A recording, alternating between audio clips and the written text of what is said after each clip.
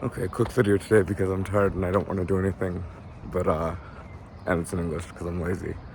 But essentially, yeah, yesterday I arrived in Villafranca, but I got here like at what do you call it? Like 8. No, I okay. It was a long day, but essentially, right, I went to the train museum in oh my gosh, no, let's say what was it, in Ponferrada, and checked out the trains and just walked around town a little bit, then got lunch. And the issue is that like I didn't get to leave town until 3, and then it rained. And by all means, when you go on this trip, take a cover for your backpack and a rain jacket because it's so annoying. And likewise, you find something like silica gel packets or something you can put in your bag, super helpful, because we have had, my whole family has had issues with clothes not drying and the dryers here are not having dryers or it just raining. And I think since we've gotten here, we have yet to have dry clothes, which is just really frustrating. So definitely do something about that if you can before you go, if you go. I don't know what this animo femita thing is. I keep seeing it written on walls. There's also like, in my opinion, a surprisingly large amount of like anarchist graffiti. Fair amount of swastikas and then swastikas crossed out. Just a lot of weird stuff. But the general vibe of graffiti is something that's kind of cool to me, and I feel like we see a lot of here. And I know like some cities have taken like strong initiatives to clean it up. The bigger cities tend to have way more of it than small towns. But I do think it adds something to the city, especially having visited some parts of like Canada and Germany where it's just like where what do you call it, like street artists are actually paid to decorate the streets. It's like pretty interesting to see. But yeah, anyways, so left at 3 and then got rained on.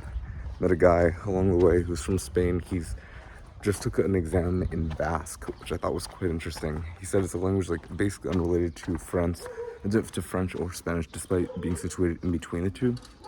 It's basically because it's been so isolated that it just sort of grew on its own. But he said roughly 40% of the people in the Basque region speak Basque, so he's just able to converse with them. And in order to get some of the jobs there, he needs to be fluent in Basque, which I think is just very cool. It's to me sort of like if you were to try and learn Cherokee, like being from where I am in the States. But I guess the language's evolution shares a lot of similarities with things like those of the Amazon or people that live on like smaller islands in the Pacific. But anyways, so long trip. I was very tired, or just sort of frustrated. There have just been some days like that recently where it's just like you feel like you've seen a lot of the same stuff. Your body is very tired. You're kind of bored because you haven't had a lot to do. Your phone dies. I will say it helps a lot to not listen to music while you're walking, because then you kind of like look for a sort of false comfort, and then it becomes unentertaining when you've heard the same stuff over and over again.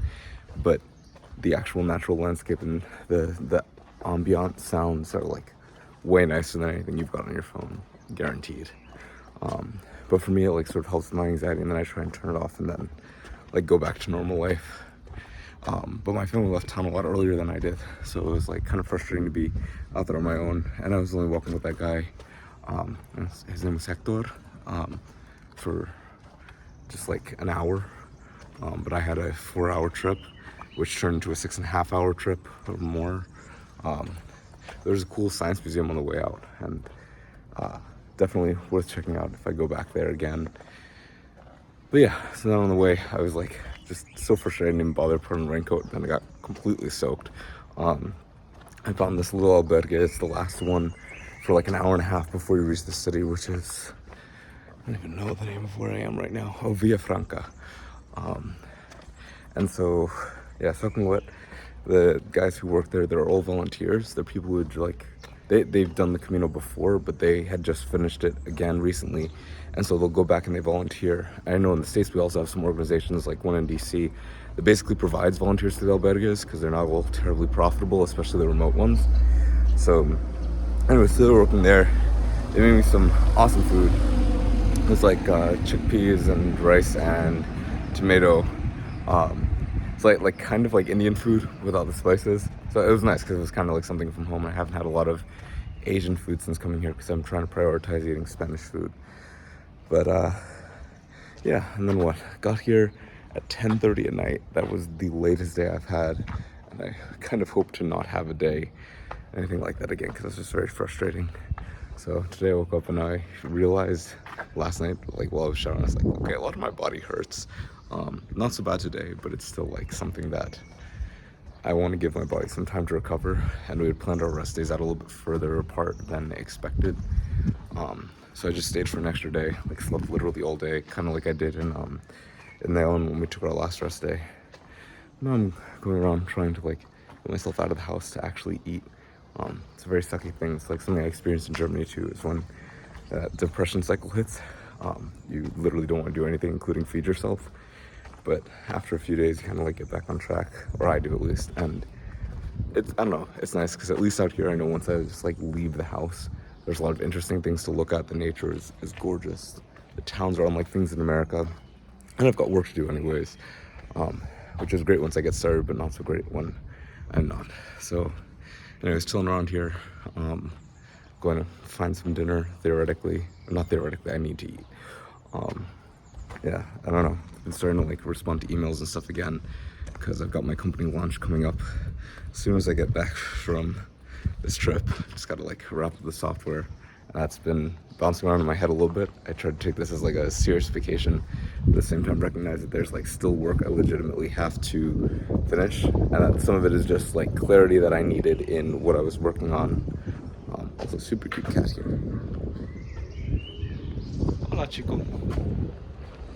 Get that.